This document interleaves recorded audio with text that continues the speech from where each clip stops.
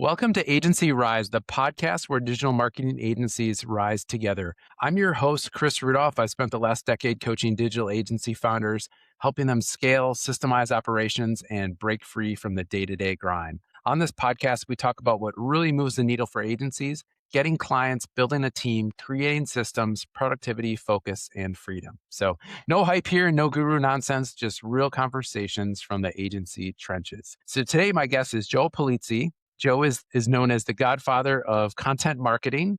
He's the founder of the Content Marketing Institute and Content Marketing World Conference, which was successfully acquired several years ago. He's published over 10 books, over 1,000 podcast episodes, and is a highly sought after speaker at marketing and entrepreneurial events. Joe is based in Cleveland, Ohio, and loves everything about his city, from the Rock and Roll Hall of Fame to all of their sports teams. So, Joe, welcome to the podcast. Chris, it is a pleasure. Thank you for having me. It's so great to have you on. So, for those who may not be familiar with you, tell us a little bit more about you and what you've been up to. So, yeah, I've been in the content marketing game, for those people listening that know that term, for over 25 years now. It's hard to believe. I started in regular publishing, got involved, found the space. I was thrilled to even find what content marketing was and sort of be a part of when it was first being born, and got lucky with a couple businesses in that area, which we could talk about later if you want to. But most of my time recently, I have a newsletter called The Tilt, and I focus on basically how AI is affecting marketing programs for small, medium-sized businesses, some enterprises. And then also I've got a podcast with Robert Rose called This Old Marketing, which we just completed episode 522 or something. Wow. We're the longest running marketing news podcast in the world, because everyone just stopped doing it. And we just continued doing our podcast. We've been doing it since 2013. I'm in a really wonderful position to be able to spend my days researching, talking with companies, what their struggles are around with content creation and running a business. And then I get to write articles about it every week in my newsletter, and I'm just having a ball. Love it. Love it. I'm curious, Joe, why did you choose to focus on content in the first place? I totally got lucky. Like I graduated with a master's degree from Penn State University. I wanted to go into sports marketing. I realized that there weren't a lot of jobs in sports marketing that paid well, and I wanted to get paid well. And I started to I actually just started temping. I couldn't find a job. I started temping. I got an internal communications job at an insurance company, and then fell into a position at a company called Penton Media. A lot of people may remember the name Penton Media, but at the time, this is in 2000, Penton Media was the largest independent media company in North America. So it had like 50 plus different brands, and in heating and air conditioning to manufacturing to foundry supplies, all kinds of things. And I was an account manager for Penton Custom Media, which means we did custom content projects for some of the biggest B2B brands in the world, from Autodesk to American Red Cross. We had a great project with them, to Microsoft, to a lot of other wonderful companies. And so that's where I learned. I'm like, oh my God, as all these things started to change, where Google started to take over. People used Google and search engines into social media. And I was there from 2000 to 2007. So we were creating print magazines, and then into webinar programs, and then it went into blog programs, and then we got into social media and podcasts. And I'm like, holy crap. Brands are going to need to tell their own stories. They're going to need to learn how to create valuable, relevant, and compelling content on a regular basis. And lo and behold, what I learned is most companies were terrible at it.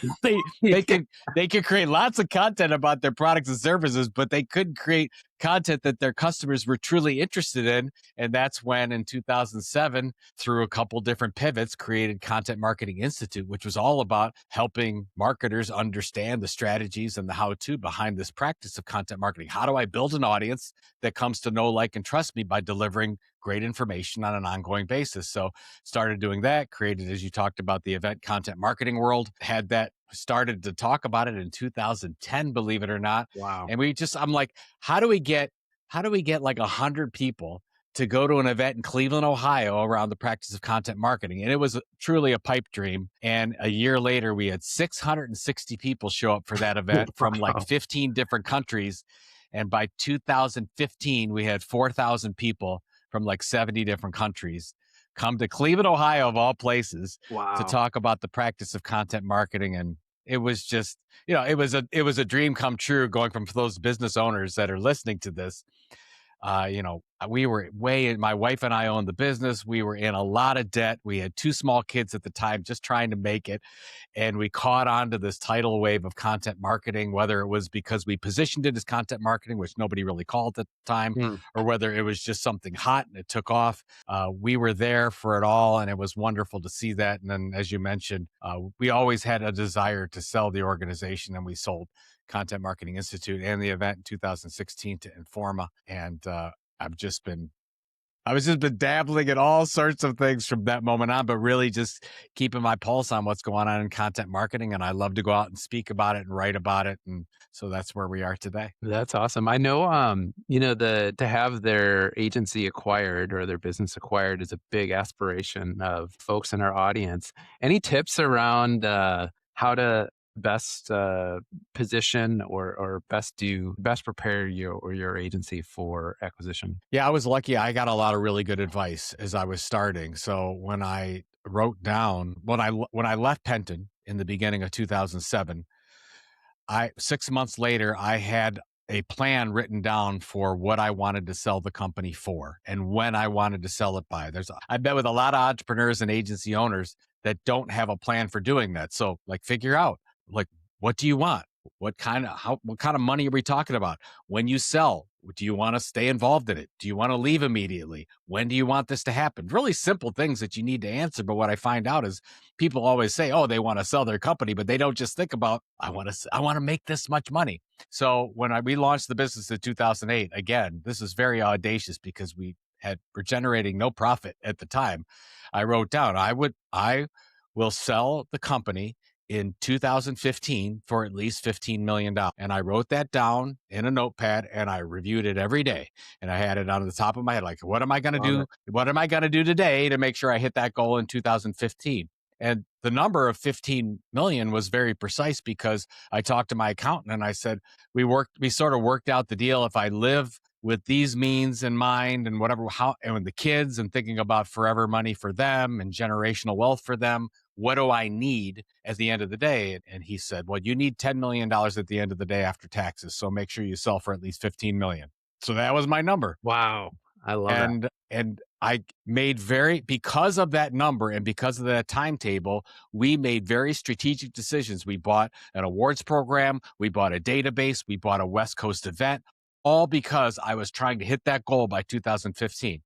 Now, the real story is we didn't have the numbers by the end of 2014 in order to sell in 15. We actually had to go another year, but we hit it in 2016. So we sold in June of 2016 for a package that ended up being about a little less than $30 million. So it Wow. worked out very, very, very Yeah. well for us. So my advice in all that, in that success story, if you will, is know exactly what you want, know what you want you'll live with, know what you can't live without, as that's what you go into negotiations with, and then review that goal on a regular basis because you consciously and subconsciously will make decisions throughout a day to make sure you're going toward that goal. So that would be my advice. And I just talked to so many agency owners, if you will, that just don't have that in mind of what they actually want. Oh, I want to sell and I want to sell for what? Why? Oh, what's your number? Why is it that number? Like Mm. what are you going to do today to make sure you hit that number? So it's not rocket science. It's just something you need to do. Yeah, I love that. And I'm a big proponent of, getting clear on what that end goal is and then having it posted at your workspace so that you take advantage of that reticular activator part of your brain. And Absolutely. you're right on with like how you're making small decisions, even in your subconscious, that move you towards You that make your goal. own reality, right? You Yeah. make your own absolutely. Like you think when you're young and you do these things, you think they're silly. You think like if I write this down and I review it, this is stupid. Like why would I even and then you realize you look back on it, you're like, oh my God, it's just like the easiest path to follow that nobody does. I mean, you probably have a lot of friends that don't write down their goals and don't review their goals on a regular basis. I know I do. I don't know a lot of people that actually do it. It's the simplest thing you could do. Just get into the habit of every day. At the end of the day, review those goals. Then you go to sleep. It works during the night. When you get up the next morning, review those goals. It works during the day. That's good. One thing you had mentioned, Joe, when you set that goal and you started, the Content Marketing Institute, was 2008. I know that was I remember those times. Probably date myself, but that was in right at this like start of a financial crisis. It was. Yeah, I just find that that's interesting. Having big dreams and goals in a time of unrest and crisis. So at the time, my wife calls those years the bologna and ramen noodle years because they were like we were broke. We extended our credit. The kids were 4 and 6 at the time. My wife was a stay-at-home mom. I launched the business on my own, and then she joined me later in the business. We're just trying to make it. And then the financial crisis happens, and you're like, what the heck? Like, this has to be the absolute worst time in the world. Hindsight, it was the greatest thing that could ever happen to us as a business because there was no reason why, even though I had content marketing experience coming from Penn Media, there's no reason why B2B Magazine or a large enterprise shouldn't have gotten involved and become the informational thought leader around content marketing. The only reason why we got that opportunity is because the other marketing thought leaders in that space were battening down the hatches. They weren't spending money on anything new because 2008 to 2010 were really, as you mentioned, really tough years, especially in media. So we were there just flying by the seat of our pants, doing all kinds of crazy things to get attention, like blogs, like just like working with our community to write really long form articles about this new practice called content marketing that nobody else was doing and nobody else would think of doing an event in that space because why would you? This is a horrible time to do it. When we announced that we were launching Content Marketing World, we were still at the end of the financial crisis and nobody was doing anything. So when you look back and you look at companies like Intel, I mean, Intel was born out of a recession. A lot of other really amazing companies were born out of recession. So as you get to really hard times, yes, they're hard.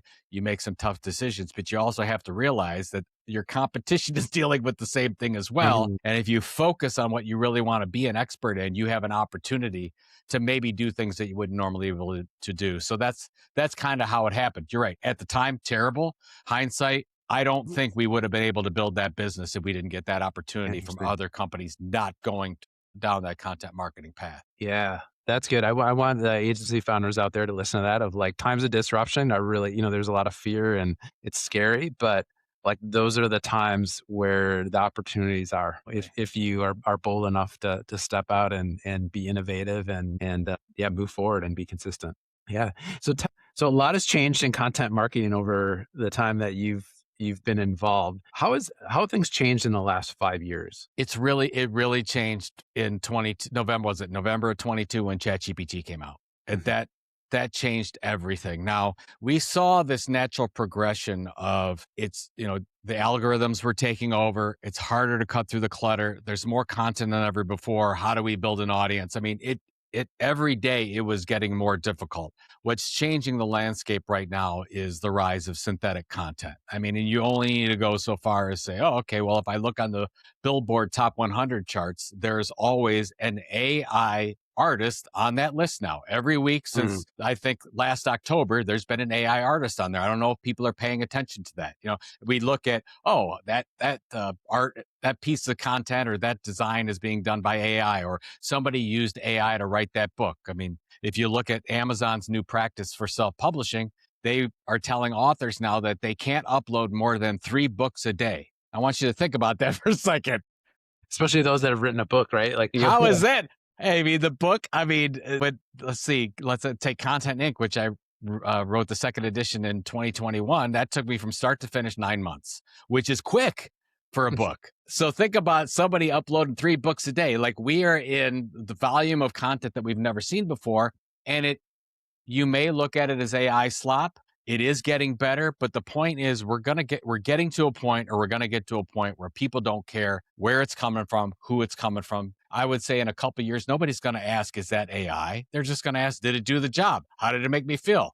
I was at a ABBA Voyages concert in London last year, where you basically watched ABBA holograms sing all these songs. And I look around during the middle of the concert, and everybody's crying and they're laughing and they're jumping for joy at 4 holograms. Now, great. I know it's about memory and it's about like calling back, oh, I loved ABBA when I was growing up and I love this music, but they were they were cheering to a computer screen. So Wow. just think about where we're at, where I think a lot of people get hung up with the efficiency of content. And like, I'm sure you've had conversations with other people on your podcast where they're like, oh, I can use ChatGPT or Claude or Gemini to ideate all my content creation, or can write for me, or it can edit, or it can proofread, or it can be my assistant. And yes, all those things are true. But again, in a few years, all creators are going to be using these tools. It basically, everybody gets up a certain level and we all start creating we have the same kind of skills. And we're getting to a point where it's going to be very hard for humans, for let's just say brands, to break through all that clutter. Now that's kind of level set about where we're at. What smart brands and what smart agencies are doing is brand focused or agency focused content coming from the agency itself is a long shot. It's very, very difficult to break through as a company, because if you look at the way all the algorithms are set up, whether you look at how YouTube does it, or whether Spotify's doing it, or whether Substack or whatever, even the New York Times is going this direction. They're building it around individuals. So if you are doing a podcast coming from your agency and you want to build an audience, the best way that you could do that to have the probability of building an audience would be have it go around an individual in your organization, or you as the agency or owner. Don't have it come from the agency, because the algorithms don't play to that. They're mapping the future mapping of how AI content machines are going to let you discover content is not going to be around, here's this piece of content. Here's this piece of content. They're going to point you toward individuals that in their system are experts. This agency CEO, this agency account manager, this competitor of yours, it's going to be the individuals. So the advice that I'm giving any sized organization, any sized CMO that's out there, I'm saying we have to focus on, instead of just the expertise coming from the company, we have to put expertise in the hands of the individuals in our company. So you find, and you don't do this by hierarchy, by the way. You do it by, it could be your account manager. It could be your writer. It could be your designer. It could be the person that works in IT for you. It could be, depending on what expertise you want to be known for. And you map that to a corporate goal and you say, I want to build an audience around this expertise in the Pacific Northwest to this size company. And that's what I want to be the expert for. And you say, Laura over here, she's the best spokesman for us. We're going to help her create a email newsletter and a podcast, and the agency, like media, the content center of your agency, it doesn't focus on creating the content. You support the people who create the content, just like a media company does. And I think that's right now, in this very limited period of time before the majority of content becomes synthetic, that's how we build an audience. And that's how we become known in certain areas. And that's what I think the AI algorithms will play to. And the reason why I'm so passionate about this, Chris, is most companies aren't doing that. They're still going out with corporate content, and they're going on volume, and it's not a volume play, and it's not a general brand play. It's an individual play with very substantial pieces of niche content where you have an opportunity to break through all that content clutter out there. So that's what I'm hoping to get out to a lot of agencies that are listening to this. That's really good. So if I'm hearing it right, like if I'm an agency, like we're here to support like the subject matter experts within a brand, the individuals, and how can we like set the table and produce and distribute their thought leadership, or make that easier, or You become exactly right. You become the enabler. So either you do this for your clients or you do it for yourself. I guess there's two different ways. If it's your marketing for your agency, you would be the enabler for the people in your organization, not influencers on the outside. We're talking about employees. The most important marketers you have are your employees. We're focusing on that. And then as you offer services, and I mean, how long have you been in this? Doing a while. I've been working with agencies for a long time. You're not going to go and say, oh, we're going to help you create this podcast. And you're going to have a guest on every week, but it's going to come from your agency. And maybe you'll have different people in your organization that will host or whatever. It's like, that is dead. That is now, like, what I want Chris's podcast, and Chris is going to be the thought leader, and Chris is going to be where the AI points and says, Chris is the expert. And the agency underlying, or the brand that you're doing this content marketing for is going to be the beneficiary of it. It's going to become the expert through the individual. And if you don't believe me, the best thing to do is go to Spotify's top 50 podcasts right now and just look at it. You know who dominates it? People, like individual humans. You see very few like media companies and corporate brands on this list. It's always a person. There's a person's face generally there. And so that's where all the algorithms are playing to. And that's exactly what we're seeing with AI.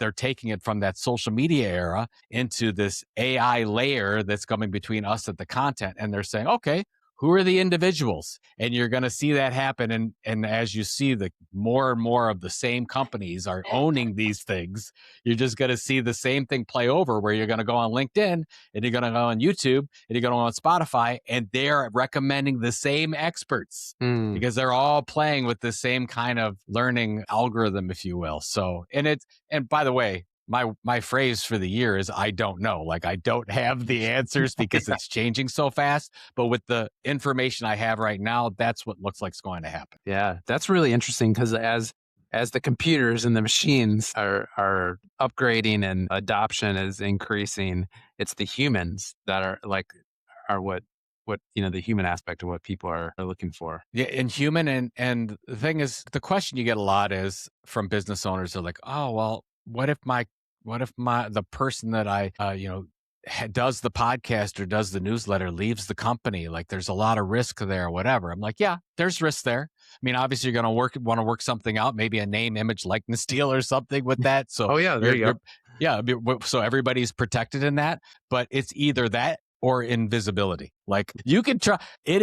It's basically like you're betting on a long shot in a horse race. If you're just going with, oh, we're going to do the corporate blog or we're going to do the corporate newsletter or it's like that is very 2014. Like today, we can't afford to go that direction. And the algorithms are showing us that they don't reward that type of behavior. They use that content. They might use your content as part of the answer that they generate for somebody in their AI answers, but they're not going to say it came from you or this is an expert in this area, and it's not going to throw that now identity toward you that you want to get some of that credit, so people end up choosing you. That's not going to happen. I'm curious, Joe, what you'd recommend. So agencies, let's say they're packaging this individual kind of thought leadership content.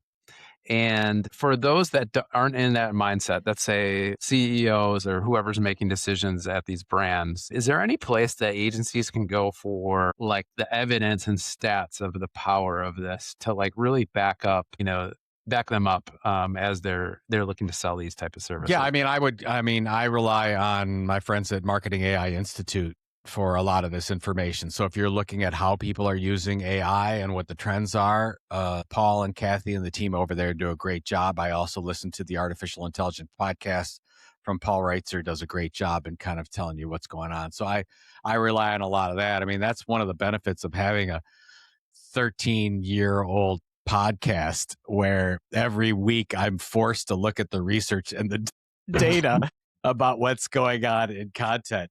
And the thing that really stands out, you talk about the human nature of this. If you're going to do something like this, if you're an agency and you're going to work with a brand on this, a lot of companies are going to do that pushback, as you said, but you have to let the humans like lean into their weirdness. Like that's what's going to stand out. You have to have a real differentiation. We call that a content tilt. Like what is going to differentiate you so you can break through all the content clutter out there? There's so much clutter, human content and synthetic content. How are you going to break through? You have to focus on a niche that you actually want to be known for, and you have to have some kind of differentiated point of view or sense of humor or way you distribute the content. It has to be something different, or you're just going to fall into that middle ground where it's not going to matter.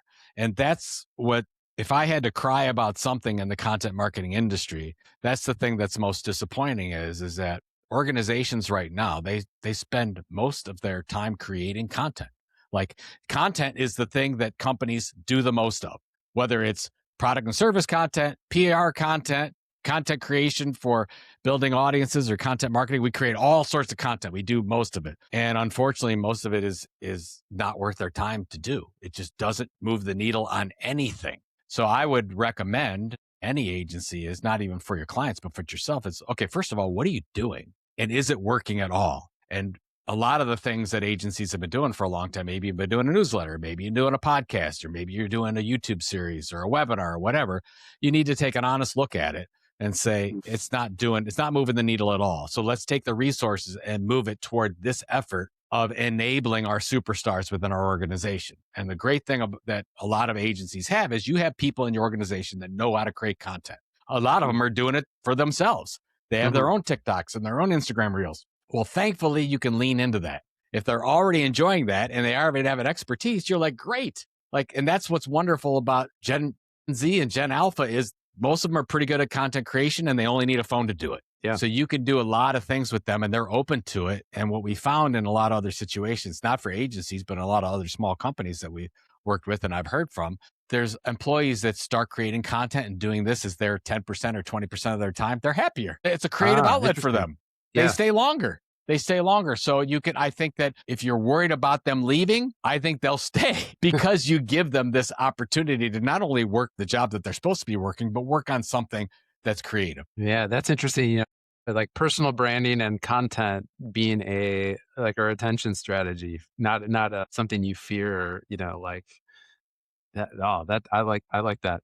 Any Joe, any other like trends or signals that you're paying close attention to here here? Yeah, I'm paying attention to a lot of them.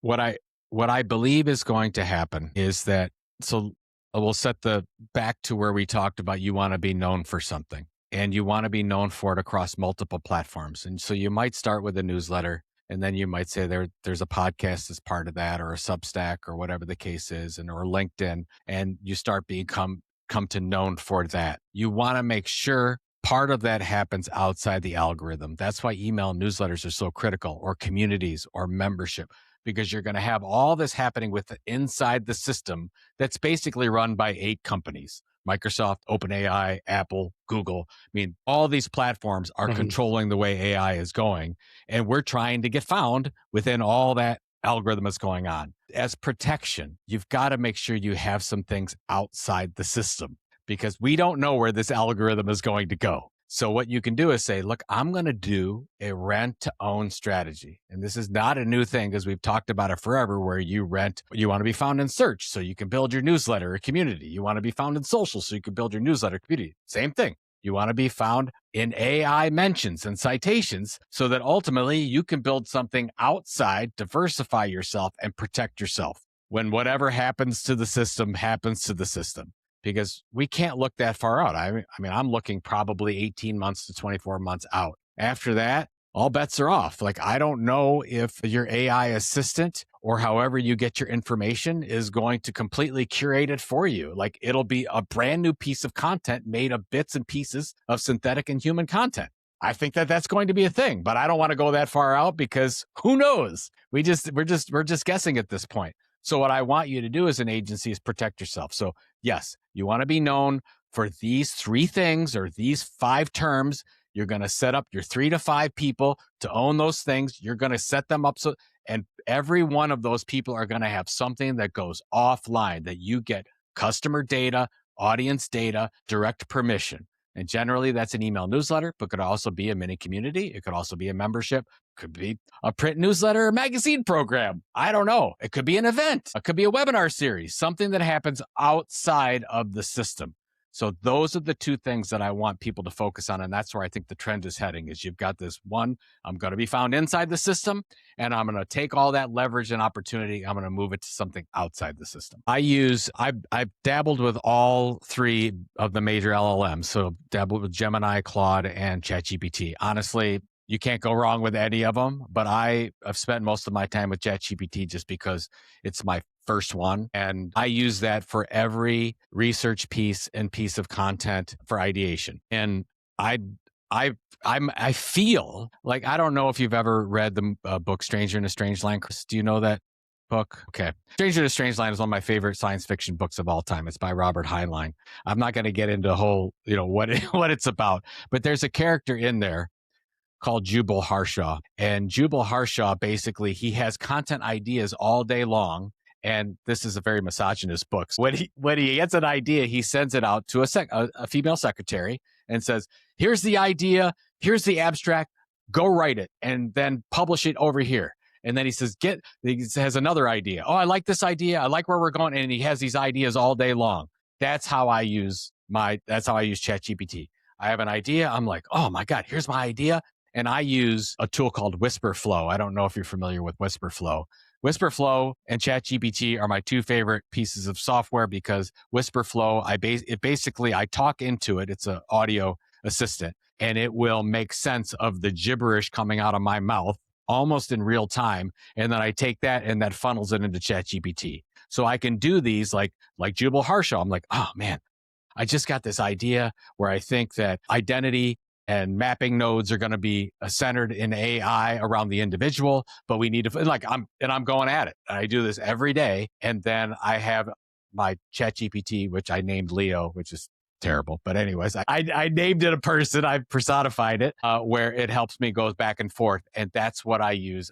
I use it to challenge me. And every piece of content that I write, that I actually write, I put back in and I say, here's where it's going. Here's what I'm thinking. Where's it wrong? Like, show me something that I'm not thinking of.